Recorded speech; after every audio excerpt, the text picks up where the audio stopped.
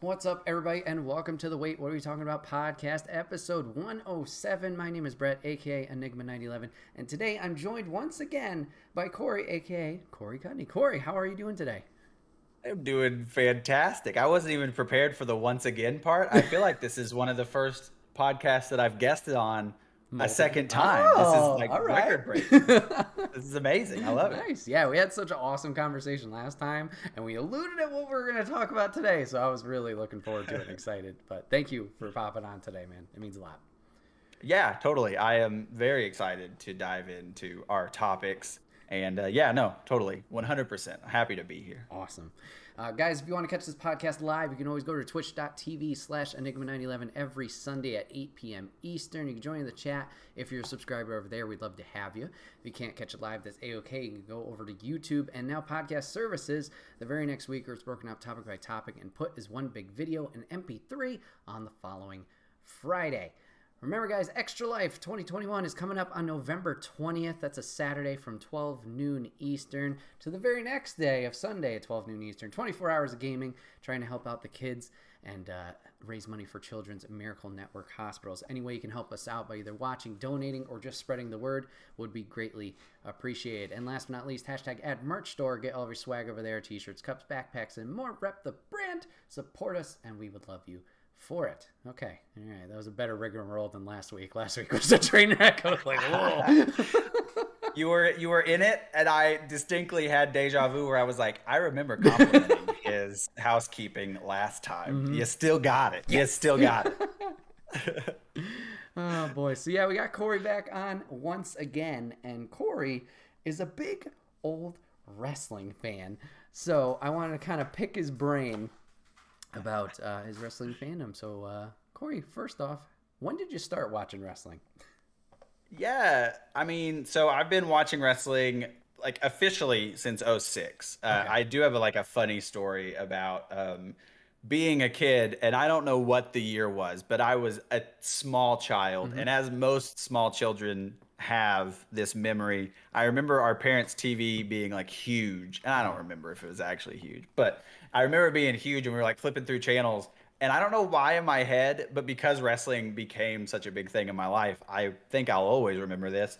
We were swapping through channels, and the little WWE or WWF logo in the corner, like just they stayed there and watched it for a Right. second. And I remember specifically as a kid looking at that logo in the corner, like, oh, what's this? And then like we didn't pay any attention to it, whatever. Fast forward to about 2006. My memory is hazy. I am at this point 10 years old. And so my brother, I don't know how he got into it, but I was called into his room. I was summoned, and he was watching Monday Night Raw. And I don't know how long he had been watching it at that point, but we were in the midst of a couple of storylines, which is something that WWE just doesn't seem to do anymore. But we were at like this like multi-layered story of one of my favorite authority storylines of all time, and I'm clearly biased, but the Mr. McMahon and Shawn Michaels feud that was going on all through late 2005 and 2006. And it was also around the time that Kane was doing his May 19th shtick. And so they booked the match as Shawn Michaels is going to be the special guest referee between Kane and Rob Conway.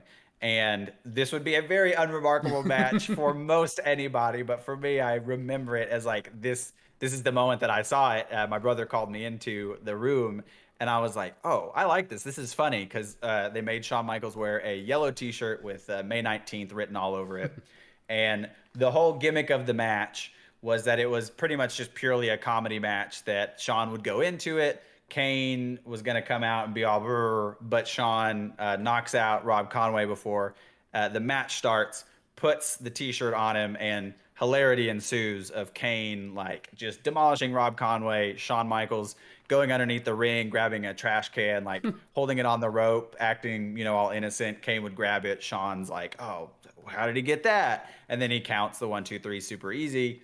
And yeah, so it was great. And that was also 2006. and again, I'm kind of biased, but I think it was a great year for the title picture because you had Triple H and RVD and John Cena all like vying, and Edge all like vying for the title at that point. Shawn Michaels with Mr. McMahon on the corner over here, and then DX was also at the same time about to reunite. So there was some perfect moments that I didn't know at all the story of DX as a kid, but I shit is going down Yeah. when they cross their paths. I don't know the episode, I don't know the circumstances, but it's the episode where Shawn is like storming off, and Triple H also at this point has crossed paths with Mr. McMahon, and so they're both like he's just torturing them both at this point, and they cross paths and they like stare at each other, and the crowd goes wild because they like know what is about to happen. But there's like great tornado tag matches that got me in at that time. WrestleMania 22. We didn't watch live, but we went to the local Hastings and got it. And I remember at Walmart, WrestleMania 22 came with a Rey Mysterio DVD. I know you asked me like a simple question. Oh, you're I good. just go off. But like WrestleMania 22 comes with this Rey Mysterio DVD. And this is such a child Corey move because I was a good kid for like 99% of the time. But then there was just things that I was like, no, I'm going to die on this hill.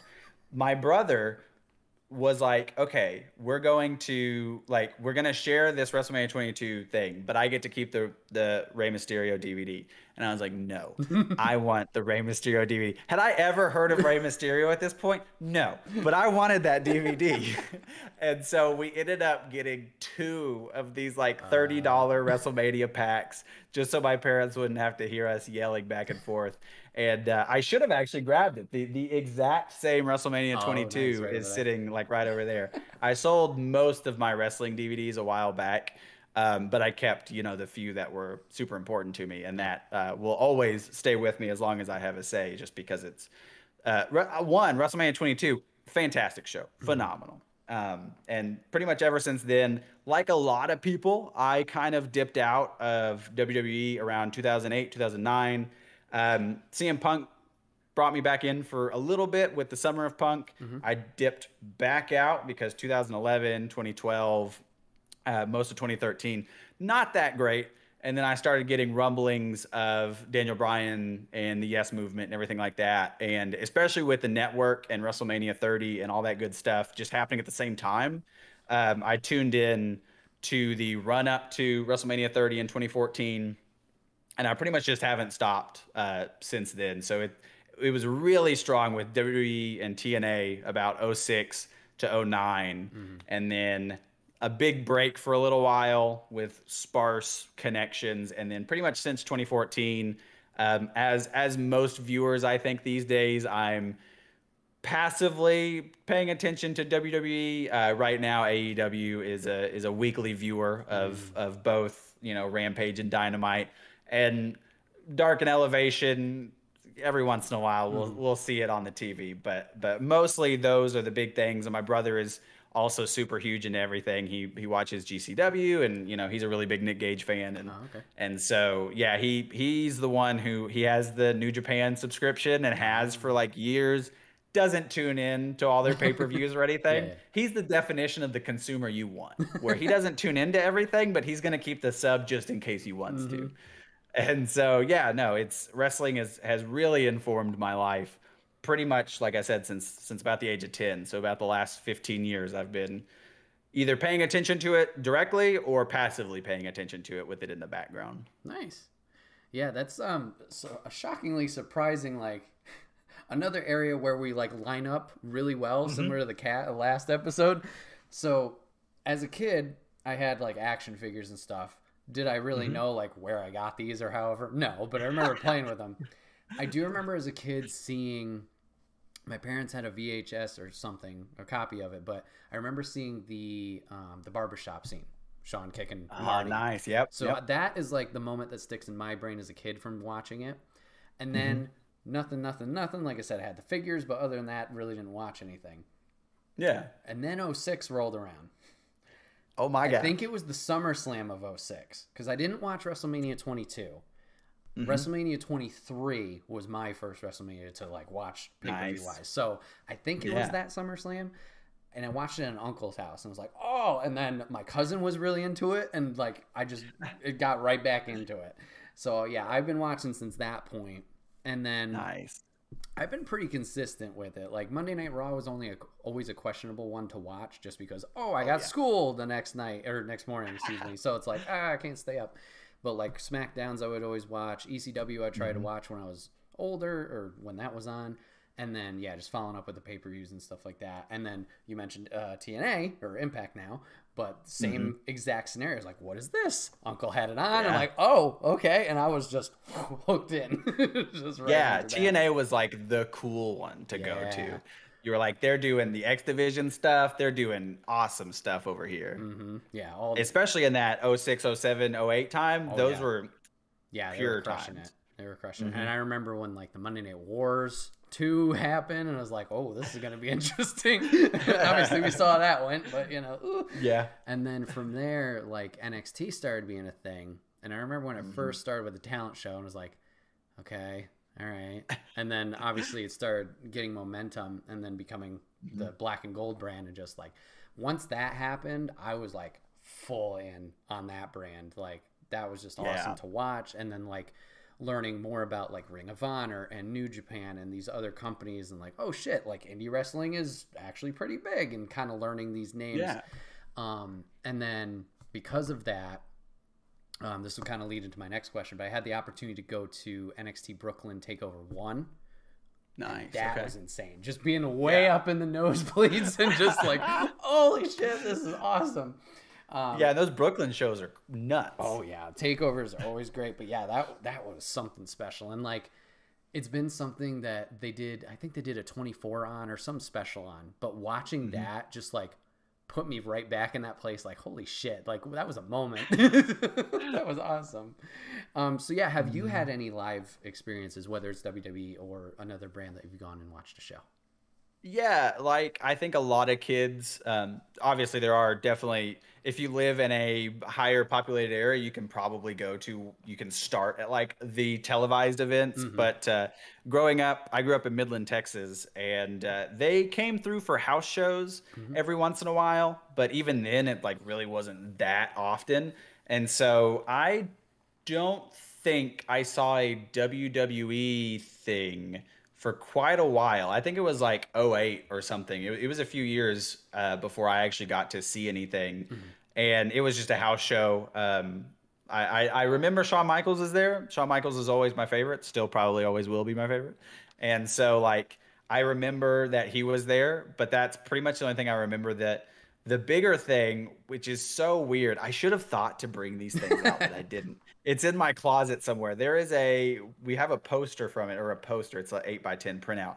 But there was a local show that for some reason they had an agreement with TNA that they brought in like most of the roster, and like it was a house show, but it wasn't a house show like WWE's house shows are just like the wrestlers kind of get to goof off. The good guys always win. They get to try out new combinations. You know, there's no stakes at WWE house shows. They're just supposed to be mainly for, at the time, I was the target demographic, mainly for the kids, you know, like, oh, I see him, blah, blah, blah. Right.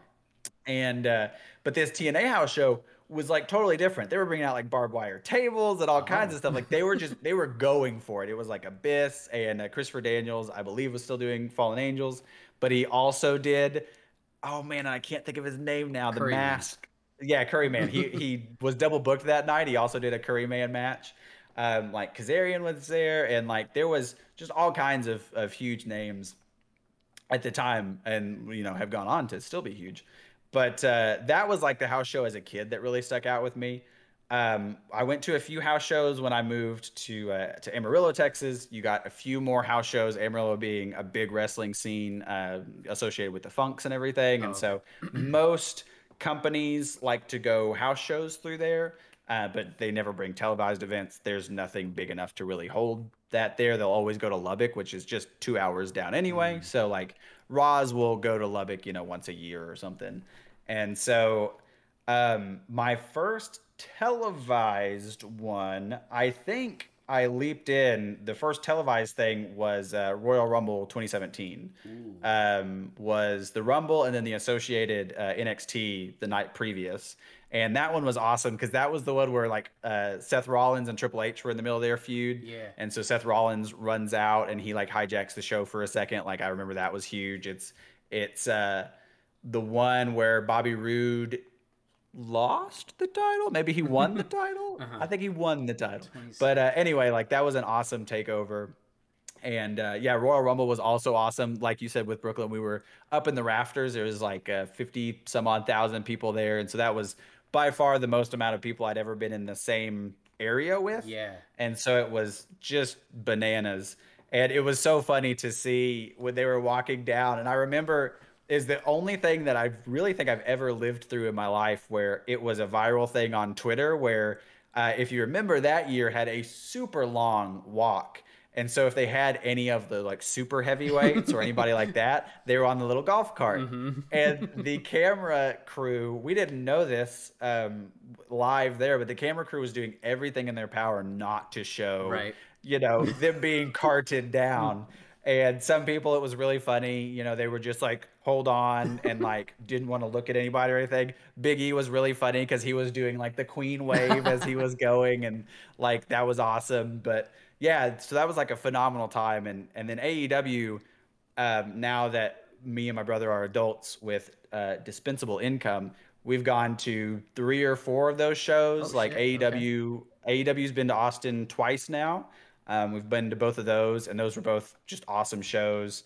We went to the Houston show or Corpus Christi show, which is a very funny moment because I still think that may be to this day the most poorly received episode of Dynamite because that's the episode that completely, it was the last episode of Dynamite for the year. And that's the episode that ended with Dark Order beating down the Elite. And everybody was thinking that Marty Scurll was going to come out. He did not. And the in-house crowd wasn't super happy with that ending. It literally just ended with back when they were doing the Human Throne. Yeah, it was a whole thing. And so I remember on the drive back, because it's like a 3-hour drive, we were like, that one wasn't great. It was all right. And then we've been to another one, I thought, but at the very least, we've been to those 3. But those shows are by far my favorite ones to look at. The NXT in San Antonio with Royal Rumble was very cool, but the AEW ones are just a different atmosphere. It's very cool to be in and amongst all those people. And in Austin, there's the running joke now, and he comes every year of Scooby-Doo. There's a guy dressed up as Scooby-Doo, and then there's a guy dressed up as Jesus. And every year, Justin Roberts brings him in, and they didn't do it this year, but they did it back in 2019, where back when AEW used to have all of the Elite come out to do all the like dark go home moments and you know talk to the crowd and stuff, and they had Jesus versus Scooby-Doo, and it was like a tag match, and it was just fantastic. But yeah, no, so that's like my live event experiences and everything, and we really want to go to WrestleMania next year just to tick it off the box because it's in Dallas, and so it's, you know, just a couple hours down, and I'm just like, do I want to spend that much money for current day WWE product? You know, that's the problem that me and my brother are kind of wrestling with, no pun intended, just to kind of figure out, like, those tickets are expensive, even like the higher up seats. And there's definitely a balance that you want to strike with those higher things. I will never forget going in Royal Rumble. You know, we're excited, and there's a lady just with this shit-eating grin selling binoculars in the top. And she's like, y'all aren't going to see anything. You need these binoculars. And out of principle, we're like, we're not. Yeah. And they had a huge screen. Like we were joking during it. It's like, I'm kind of watching TV more than I'm watching the wrestling. But, you know, I was like, you're in it for the feel, and you're in it, you know, for all of that. And so that was really cool to do it. So that's probably what my WrestleMania experience is going to be like if we end up going, because it's very expensive, I imagine. So yeah. Nice. Papa Griffin chat says 2017, that takeover was rude, defeated Nakamura in San Antonio's takeover for the title. Thank you. Yeah. Nice. Yep. Yeah, the Royal Rumble is a bucket list for me, and then Mania, of course, but I don't know if those will ever happen. We'll see. I imagine the Rumble will be fun, but once again, it's like circling back to NXT. Obviously, it's changed. But like that was like, at least in the most recent years, like those were the oh shit moments. Like I don't know. Like legends are cool. Don't get me wrong, but I don't know if I'll ever feel like, oh my god, I know that guy, because they'll be like, oh, there's all those people like, I don't know who this is. And like, there's that connection. Yeah, those NXT shows, it's so amazing for like the past up until this year. I mean, it's really like the past 5-6 years now, that it seems like pay-per-view after pay-per-view, they were like, man, how is main roster going to top that? And then they almost never do. Yeah. And it's like, man, those guys are killing it. And the fact that WWE like saw that as a huge failure, like, well, we got to reboot this. I was like, oh my God, guys, come on. Yeah, I get what they want to do with it, but yeah, just, I don't know. That's a whole other topic in itself. Yep, 100%. So you mentioned Shawn Michaels being one of your favorites. Do you have any other favorites, whether it's legends of the past or even ones today? Yeah, Shawn Michaels was always up at the top for me, mainly because of the introduction, and then a lot of it just goes back to Mania 22. And then he also just, most of his run after he returns from the back injury, just solid. He has some great matches.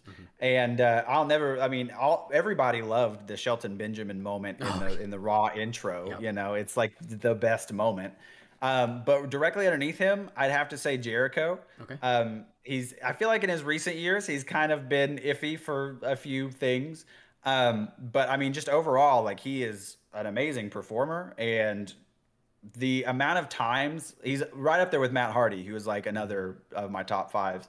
But those two do reinvention so well, and it's nothing that anybody hasn't said a million times in the wrestling space. But like, those two just know how to keep their character fresh and interesting, and bringing over the Painmaker and then taking from New Japan to AEW and being like, now the Painmaker is a special thing, and so it's like, oh shit is going down. Right. And it's one of those things. This is in like, I don't know, 07, 08. My brother, as a birthday present one time, bought, this guy had on eBay, he was selling a burned DVD of his recording VHSs of old Chris Jericho, like Japan matches and Mexico matches and all this really, really classic stuff. And the quality is just awful. I went back to it like last year or the year before, and I was like, this is kind of unwatchable, because you can tell that it has all the hallmarks of a recording of a recording of a recording of like, there's scan lines, and the tape just gets destroyed at some points and it skips, and it's like, I don't need to watch these this way. But like, I used to have an old like lion tamer toy that was like 10 years old by the time it got to me, another eBay purchase. And like, Jericho was a really big, his return in 07 was a really big moment for me. And it's really funny how we are as kids, where it's like, I did not know his like history, and like, him getting, fired in 05 by Bischoff. And, I don't know if I had ever even seen that stuff, but the Save Us 222 commercials just really hooked me as a kid, and I was like, I like this guy. And then like, he debuts by clotheslining the torchbearer. I can remember it like so vividly. And so like, it's Jericho's right up there, Hardy's right up there, who also has just a fantastic career. And those are definitely the top threes. I'm trying to think, like, I have an Edge best of over there, who is also just a solid one. Christian is Christian and Sting in my TNA days. Those were like my two big ones there. But we are so similar in other ways. Now I want to hear your tops and see what you've got. Okay, well, I definitely agree with Shawn. Shawn is my top for sure. Just, like you mentioned, his performances, like whether it's the Undertaker matches or him and Kurt Angle, like those are all fantastic. Oh yeah. Hardy Boys, Big fan of them. I Nice. didn't watch any Attitude Era, so like Yeah. I think it was the Best of Ladder Match DVD was where I first Yes. watched all those. It was like, oh, this is sweet. Obviously the music's killer, and yeah, just that. Oh, so awesome. Back when they had the seeing it. WrestleMania anthology DVDs, that's Mhm. how I saw Mania Oh, 17 and the big 18. golden box. The big gold. My parents at So my parents' house. yep, that's exactly my parents got me that, and that was my introduction to Mania 17 and 18 and 19, and like Yep. those are all just pivotal Hardy Boy moments. Oh, So yeah. good. Yeah. So them, let's see, who else? CM Punk. I liked him. Oh yeah. I mean, I liked him the whole time, but like I really got attached to him even in his ECW days. Like being introduced to that, really liked his look there, and then it was cool seeing him part of the Survivor Series team with DX and Hardy's. Then that was just Yeah. a lot of fun. And then yeah, obviously his character has grown since, whether it was the Straight Edge Society or obviously Voice of the Voiceless, and now what he's doing now. Like I don't know if I'm as much of a fan of him now. Not that I'm like, oh fuck that guy, but like, Yeah. I really enjoyed all that stuff. And then for like recent stuff, let's see. Oh well, Adam Cole definitely has gotten my attention like the world. Yeah, he's fantastic. I really like DIY with Gargano and Ciampa. Becky Lynch, I was a big fan of for a while. When she went the man gimmick, I liked it. And then they kind of went almost like too far with it, where she was wearing like the king crown and like all these big puffy jackets. And I'm like, all right, not my cup of tea. But yeah, I liked her when she was the steampunk Becky. And then, yeah, when she first made that big breakout for herself. Yeah, there's definitely with Becky, it seems like there's something. The puffy jackets is a great example, but there's something like almost intangible that's like it feels different from when she just organically became the man and the broken nose with Nia Jax and all that good stuff over time, and the crowd was just so behind her and she was so over, and then she leaves and returns, and it's weird because a lot of the times it's like absence makes the heart grow fonder, but I guess maybe it's the way that they brought her back in that match that I'm already blanking on, but she just squashed. Don't worry, I got you. Bianca Belair, 16 Bianca. seconds, the biggest disrespect to all of us after the year Bianca has had. Yeah.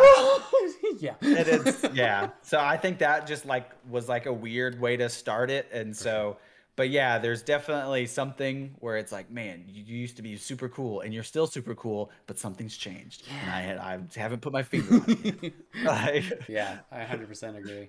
Motherhood changed you, Becky. What are you doing? Yeah. So yeah, there's those kidding, guys. babies are very important. Let's see. Rhea Ripley's awesome. And then over on the AEW side, I know I already brought up Adam Cole. He's great. I really enjoyed the Bucks. Obviously, hadn't seen much of them in their ROH times. I do remember when they were in Impact, TNA Generation Me. I liked them then. So it's been interesting to see that change. Who else over there? I really like Jungle Express. I think Luchasaurus is my standout there. I'm tempted. I still need to go back and watch the Lucha Underground. I think those are on Amazon. Nice. I'd like to go back and watch those. My brother loved Lucha Underground. Oh, really? Nice. That's like, yeah, it's a very good definitive edge that he has over me where he's like, oh, like he knew Penta immediately going into AEW, and I've really had to like learn them over time. And it's like, honestly, the first time you see him, you're like, these guys are awesome. But it was just like, all that knowledge going into it. And they have such a great roster. They remind me of, I'm looking at it right now and I can't think of it. The old, was it MTV where they had the wrestling show for like a season, and it had Vampiro and it had all these people in there, and it's got an X in it, Wrestling Society X. Yeah. WSX. Yeah, it's like that. It reminds me of that, where it's like it was just batshit insane, and now like a lot of these people are still going, and you're like, oh yeah, I watched you in a weird like that wrestling show is where wrestling peaked. It never gets better than that. But yeah, I would say those are some of my standouts that I really enjoy. Those are good. Yeah. You mentioned AEW's got a big roster. So out of that roster, any newbies that have kind of caught your eye? You already mentioned Penta. Yeah. So what I love about AEW is and it sounds so played out now, but it is crazy to see like people like you mentioned Jungle Express, like Jungle Boy and stuff, being like, wow, you really do like look like the future of the business, and like the way that you're going at, you know, his age, it's like, wow, you have a full, you know, career ahead of you. Yeah. And but yeah, I mean, this is cheating because he's not new at all. I loved Ty Dillinger. I still love Sean Spears. Like I was such a huge Ty Dillinger guy, and like him at the Royal Rumble was a great moment. And yeah, I still love Sean Spears.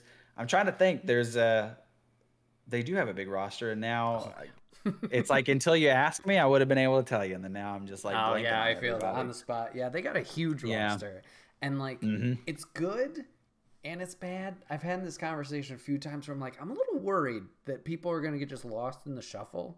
Yeah, because like the influx of people that are available, yeah, whether it's releases or obviously Ring of Honor's just dropped the ball doing its thing. It's just like, and it's weird because like they have the TV time for them with Dark and Elevation, but I think so much of the fan base, and I'm projecting 100%.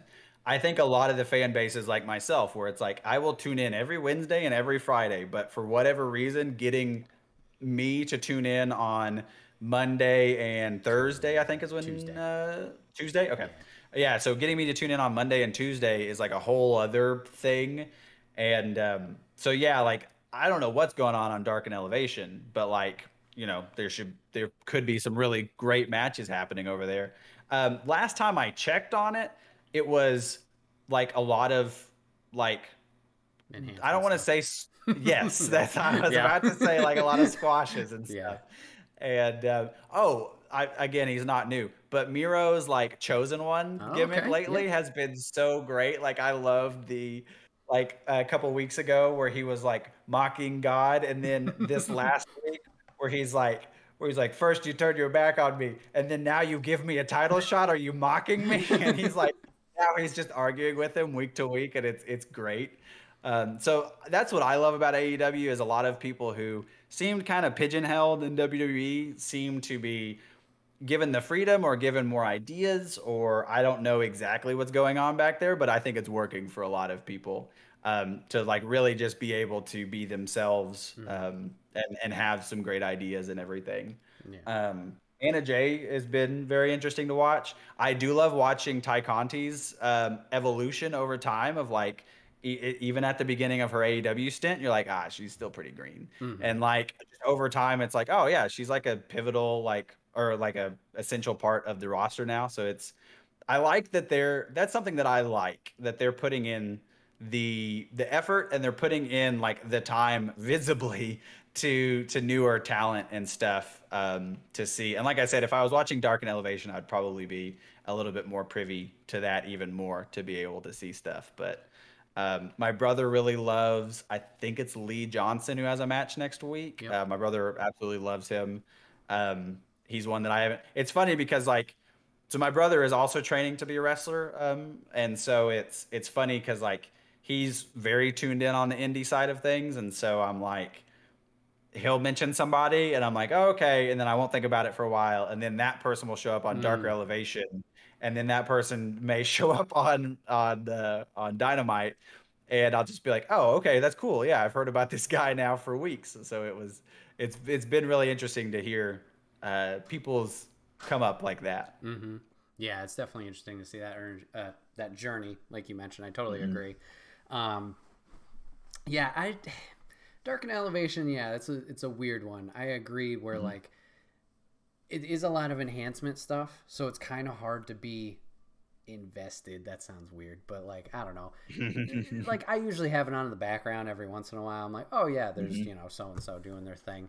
But I agree. Like there's a certain point with all fandoms, whether it's WWE or AEW, like certain ones you watch, certain ones you don't watch. Did you know that Main Event is still going on? I don't know who watches that anymore, but like I did just because of when Raw came here. Yeah. They did Main Event before. And man, I'm blanking on his name now. EC3. EC3 was in Main Event, and I felt so bad because that was his gimmick at the time, was holding the red Solo Cup. but he legitimately just looked dead inside. And it's like main event, and you're putting EC3 on main event, and it's like, oh my God. Yeah. I felt so bad for that man. He was like, he was like coming out. He was just, his whole thing, for anybody that doesn't remember, was like pointing at the letters as they went up on the Titantron. And he was just so dejected. He was like, And I was like, I don't think that you are working me right now, sir. I think that that's just how you feel every night.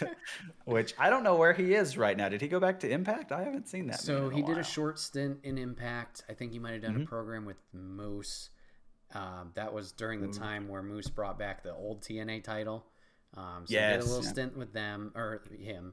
I think he officially signed with ROH.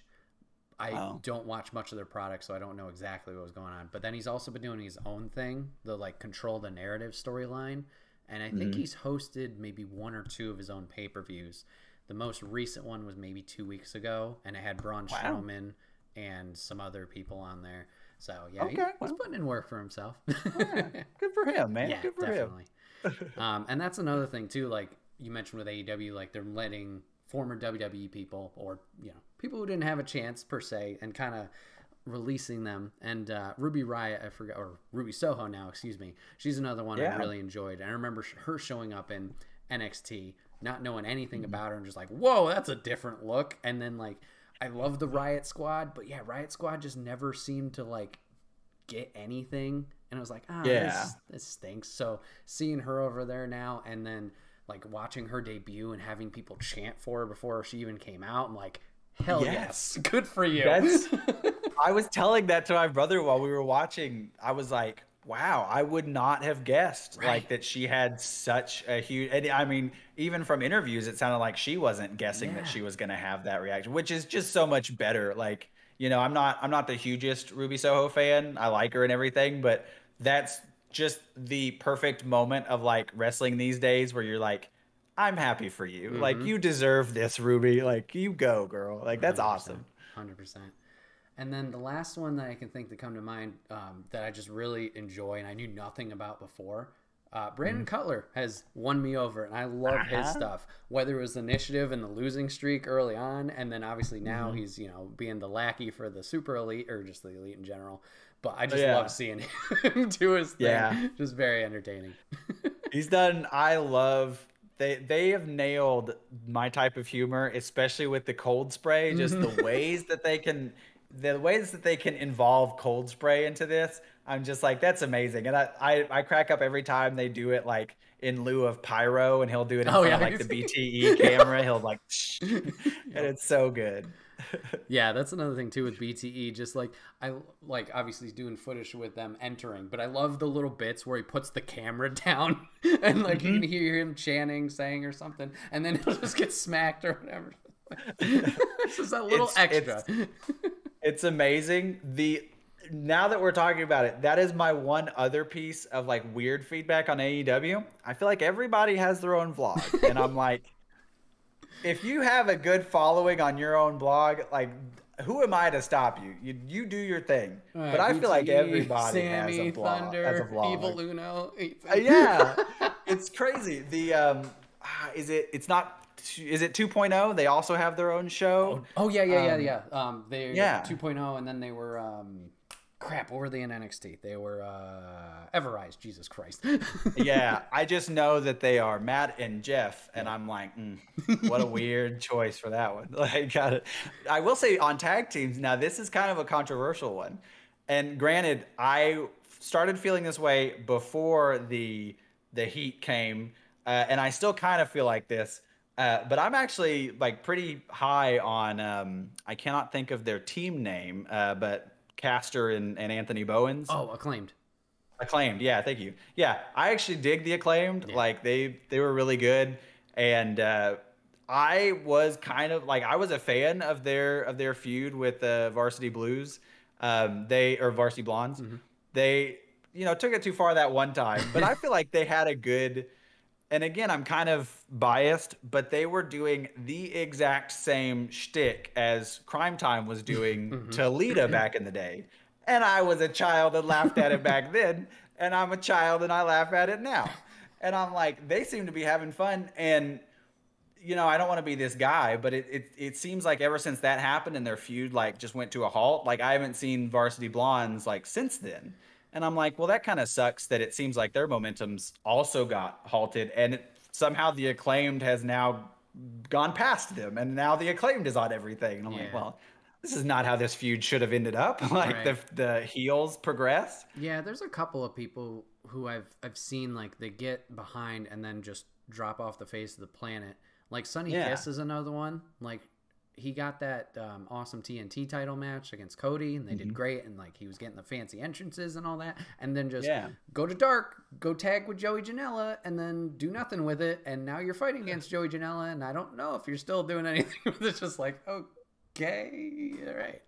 So this is a very weird wrestling story that I have that I don't think you were prepared for. I don't know. So at the game studio I work for, I also work with a guy named Dave Lowmiller, who is the lead singer and guitarist of a band called A Dark Halo, which also made music for, I can't think of the name of the game. It was one of the WWE games for the GameCube. He worked at the game studio at the time, and they made music for that. Day of Reckoning.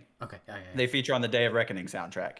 And so they're like kind of intrinsically tied with WWE. Like every time that they release a song, I help out with all their video stuff. And so every time we release a new video or anything like that, people always comment like, "Oh, I'm here from Day of Reckoning." And it's like so funny.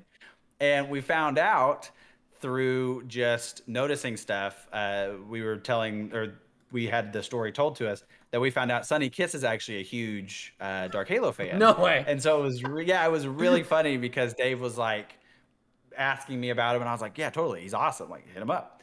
And so just through talking and stuff, they've now like he hooked him up with some shirts and stuff. And so that's now I see Sonny Kiss like through this whole other light of like, yeah, they're cool. I don't like you said, it's weird that they have like kind of dropped off.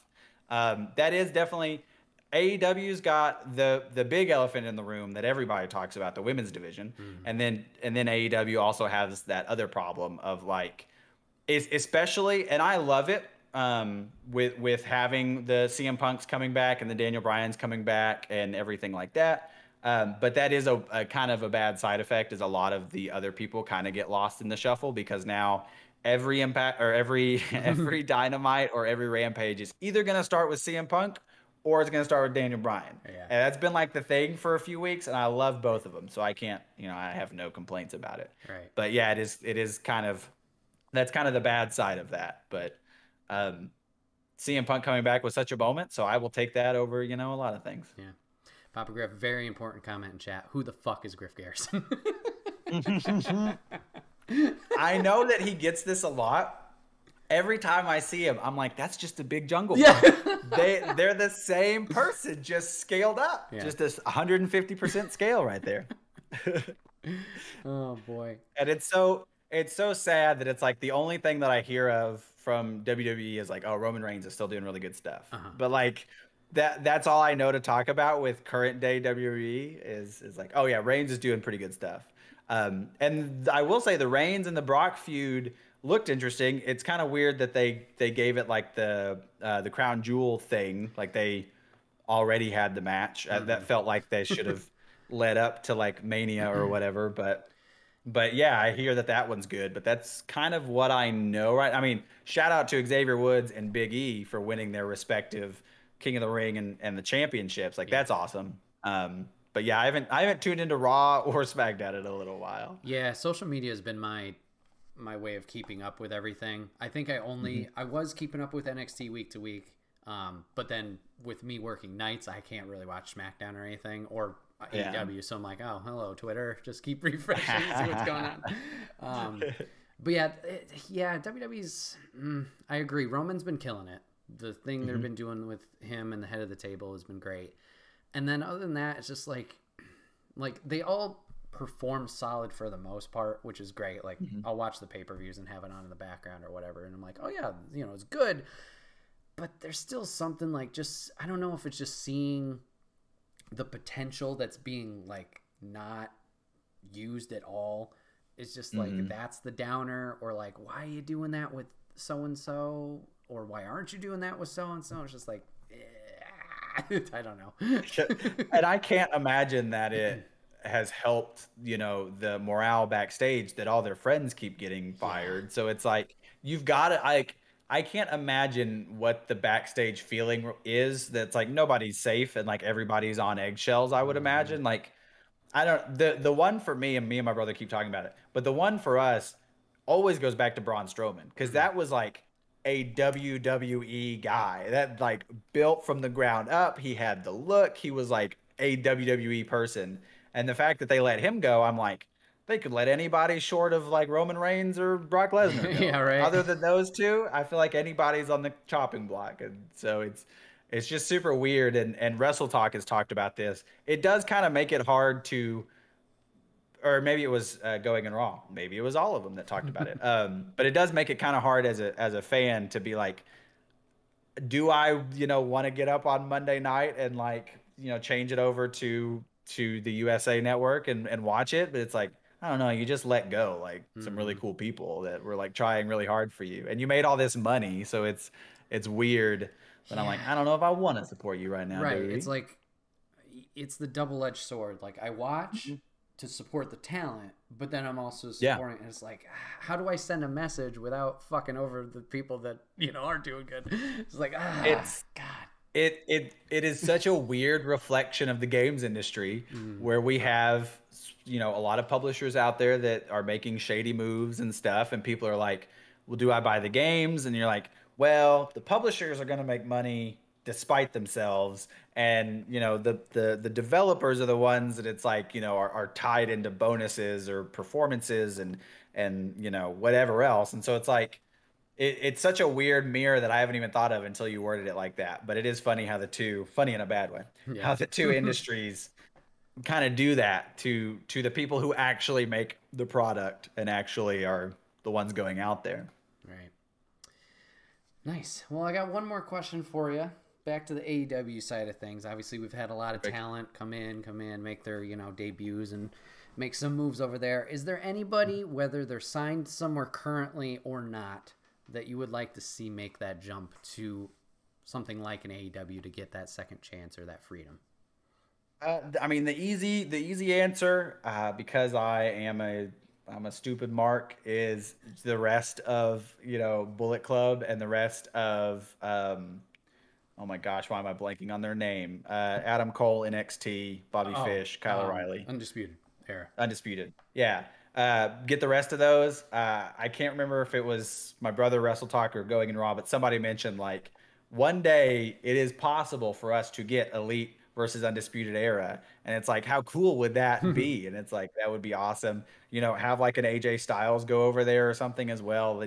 There's a lot of weird ones where I'm just like, throw everybody over there. But kind of the other side of the coin, like we were talking about earlier, I also want to see a lot of them kind of flourish out their people as well. Right. I mean, you have people that I didn't know about prior, like Eddie Kingston is a great example that, like AEW showed me him, and it's like, he is freaking awesome. So it's like, I love a lot of those people.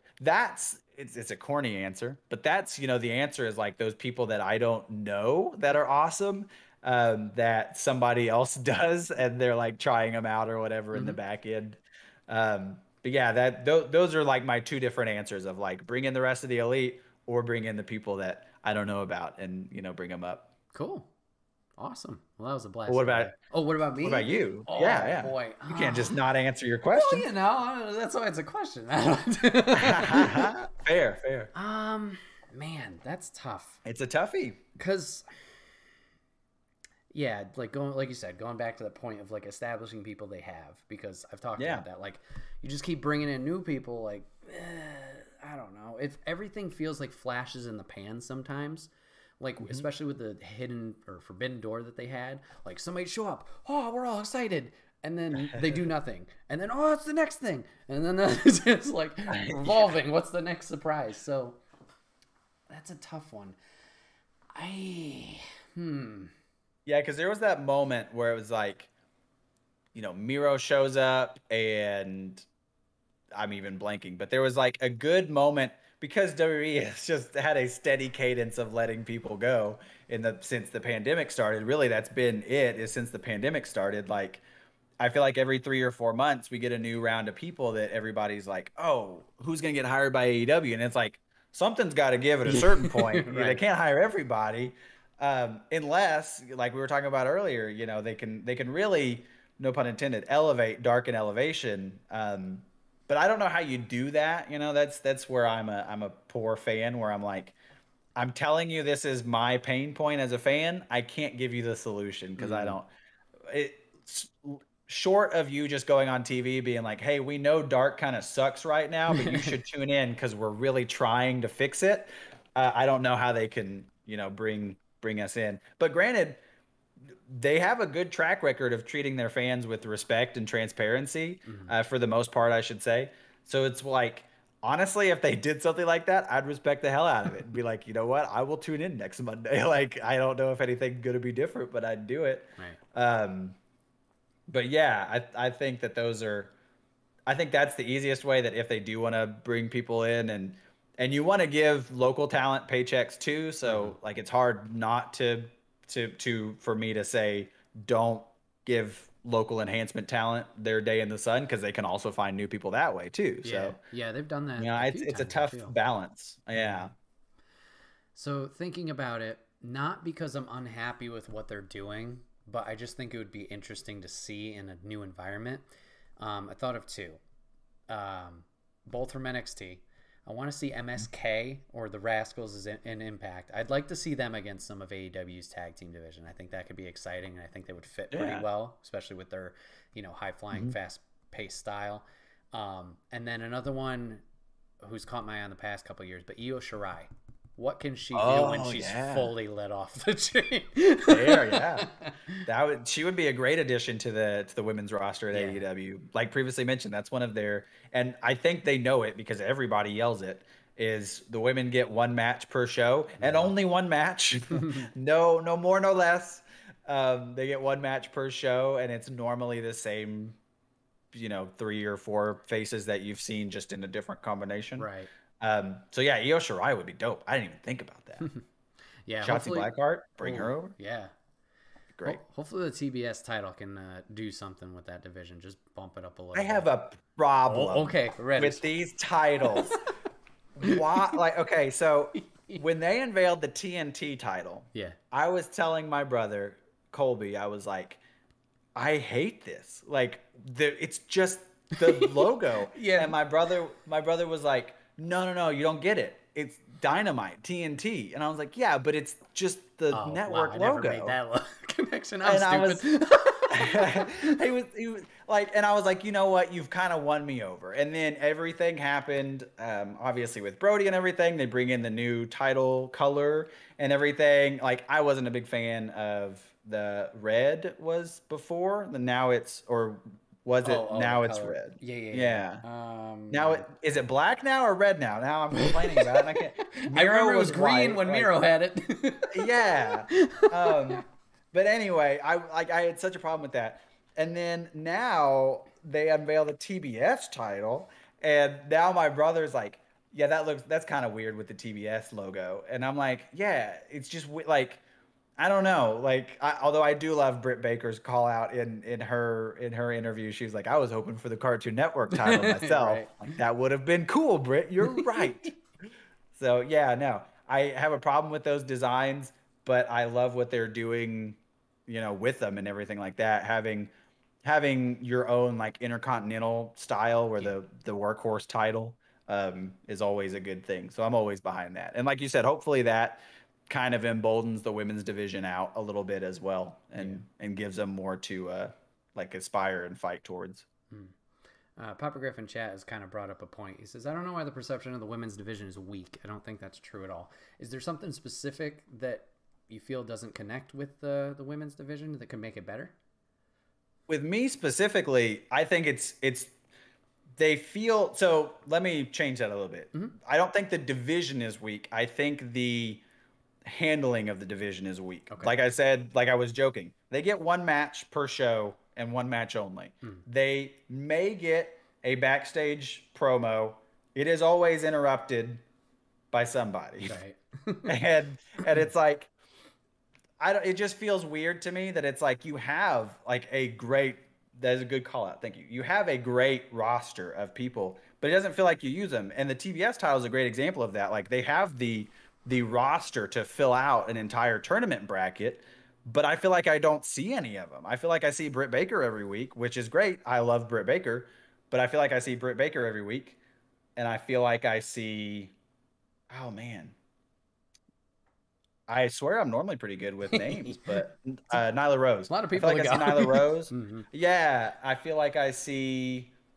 Oh, Red Velvet came and went. Yeah. Um, Ty Conti and Anna Jay are good to see with the Dark Order, Mm-hmm. but I feel like they're almost always just with the Dark Order. That being said, I think Anna Jay just had the match for the TBS title Mm-hmm. or for that Bracket. Yeah, contention.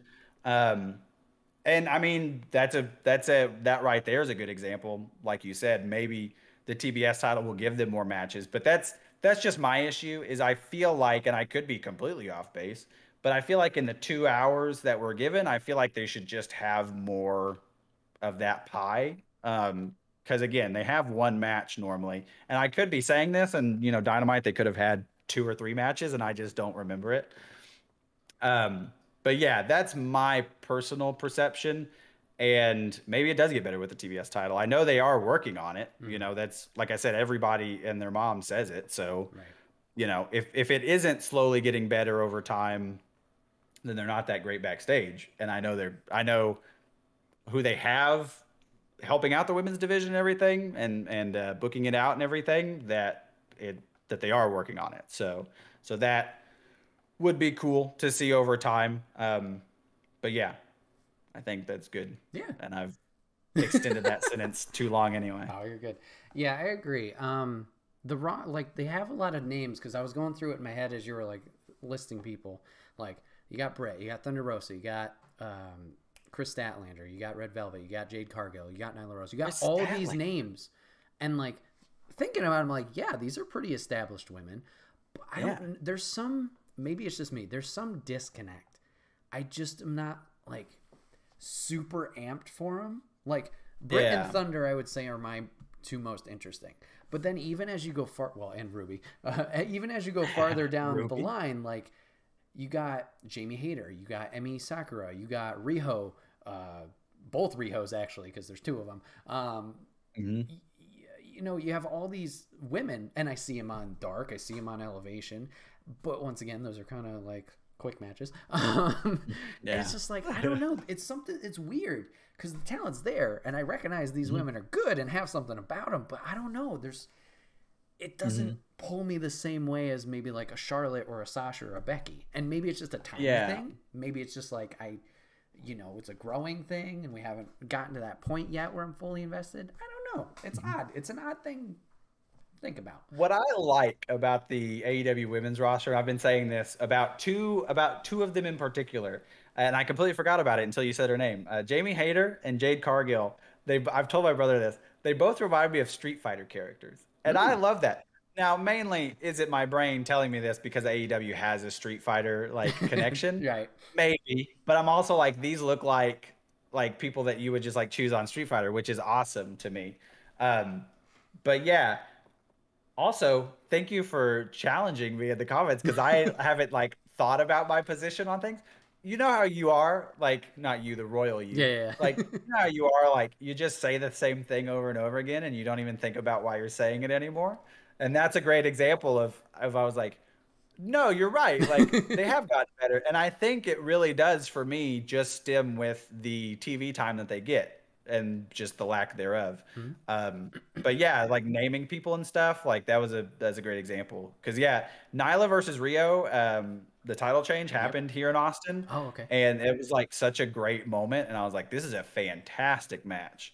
And I think that was the other thing is like at the beginning of the pandemic, maybe Rio like couldn't come over, and so like the title just was in limbo for a long time leading up to pandemic, maybe because I know Britt Baker carried it for most of the pandemic. So I don't know what I'm thinking of, but I remember not seeing the title for a long time and being like, well, this is a weird place for the division. Right. Yeah, there was that gap. Yeah. Stupid travel stuff. And I know. Come on, COVID. Get it together. Jeez. Oh, boy. Well, there's the wrestling topic. Corey, that was awesome chatting with you about wrestling. I'm sure we could keep going on and on about that. But Yeah. maybe we'll have to do a follow-up again about maybe some stuff that happens down the road. Who knows? There's always something going on in the world of wrestling.